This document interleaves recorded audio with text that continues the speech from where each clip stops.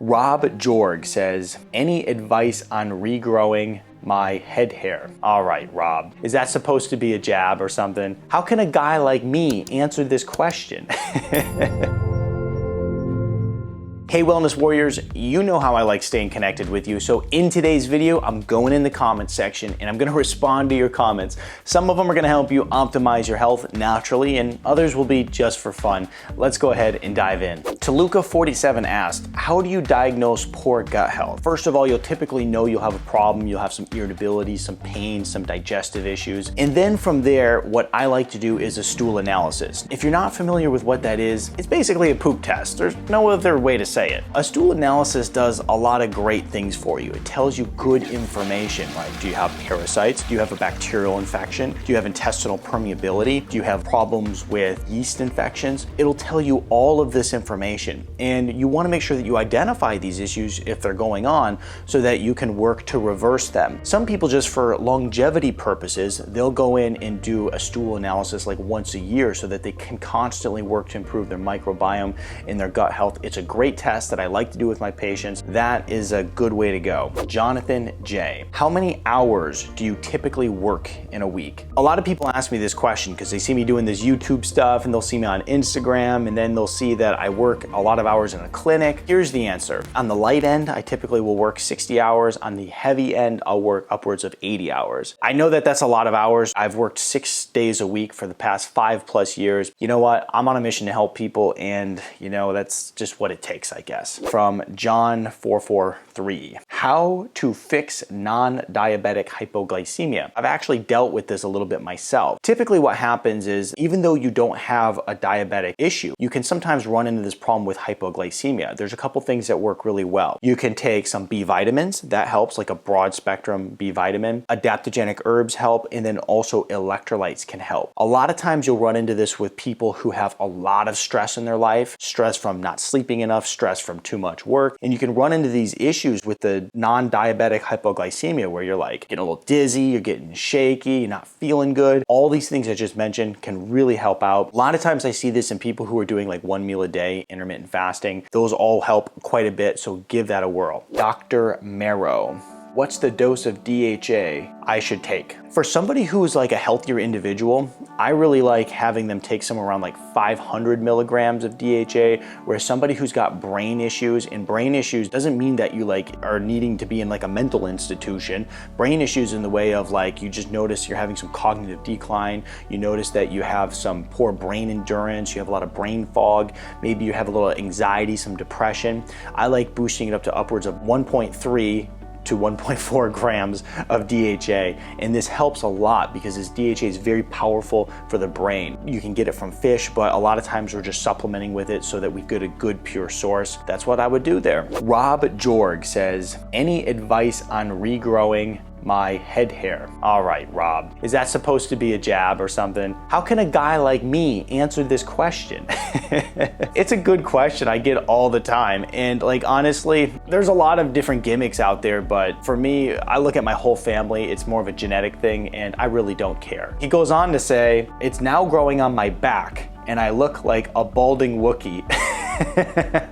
You know what, Rob, it's just called being a man. I have no advice for you, but I will say this though, I guess, is one of the things that I find to be really interesting right now is collagen generators in the body. For years, people have been taking collagen, but actually using a collagen generator. Sometimes when you look at consuming collagen, you may not be utilizing it well. So just helping your body produce more is really cool. And some of the research shows for both men and women, it really helps with some balding issues. What I'll do is I'll put a link in the description because it's got a funny name to it and I won't be able to explain it on here. You can look the research up and check it out. Celia Mance, thank you for being such a caring person. Hey, you know what, Celia? I could take way more comments like that. I like that. That's real nice of you.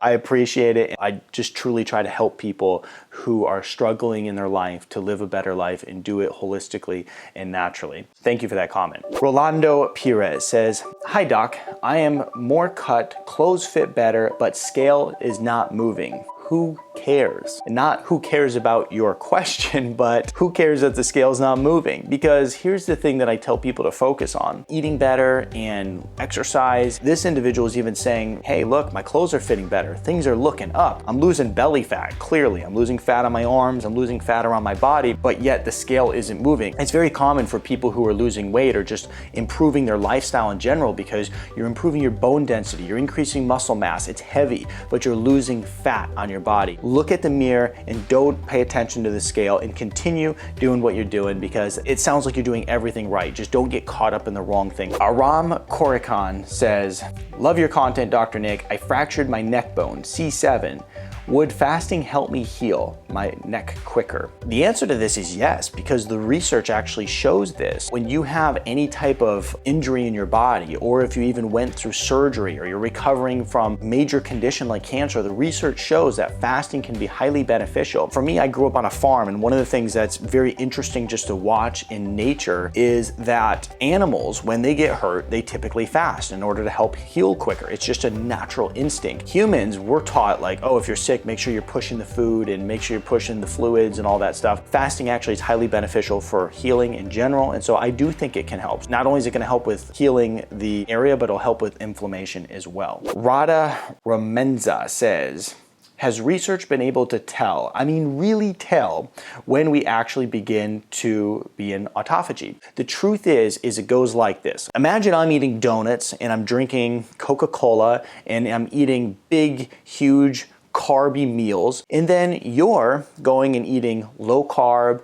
you're not eating any sugar, you're exercising, drinking lots of water, you're doing all the right things. Now let's imagine you and I both start fasting because we're interested in autophagy and the benefits of ketosis. Who do you think is going to go into autophagy first? It won't be me. It's going to be the person living the healthier lifestyle. Depends on the individual and the lifestyle you live. These hours will always be different based on you as an individual. And if you're eating healthy and you're exercising, you're going to get into the state of ketosis or autophagy quicker. No doubt about it. I'm your trance. Dr. Nick, I love apple cider vinegar with ice. Is chewing a glass of ice going to break my fast? Not if it's 0-calorie diet water. It won't break your fast. If the ice cubes are made of 0-calorie diet water, no, ice is not going to break your fast. If it's just water, because water doesn't break your fast, and turning it into the solid form isn't going to break your fast either.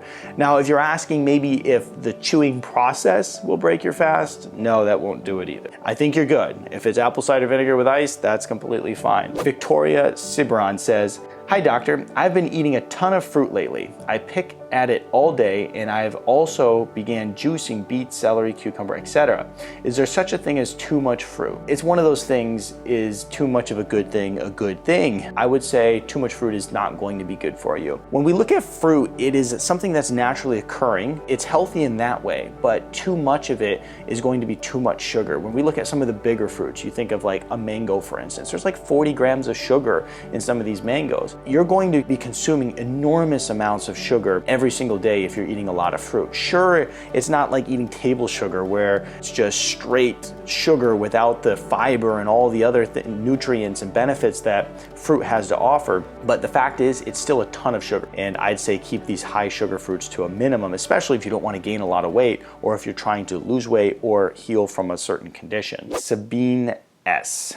What can I do when I'm craving sugar? What can I eat instead? When I teach people to start eating a healthier diet, one of the most important things I teach them is that it's very important to figure out those things that you love and find lateral shifts. You can't discipline your way to good health. Now, discipline to a certain point is good, but discipline to the point where you're miserable is not. If you're somebody who really, really loves soda, for instance, finding a stevia soda instead of the Coca-Cola is going to be the way to go. If you're somebody who really loves eating chocolate, finding a stevia sweetened chocolate versus a Hershey's chocolate is the way to go. If you're someone who loves bread, find some ways to make some coconut flour, almond flour type of bread, or find a store where you can buy it. It's not that we need all of them, but there's typically one or two that most people's success will hinge on.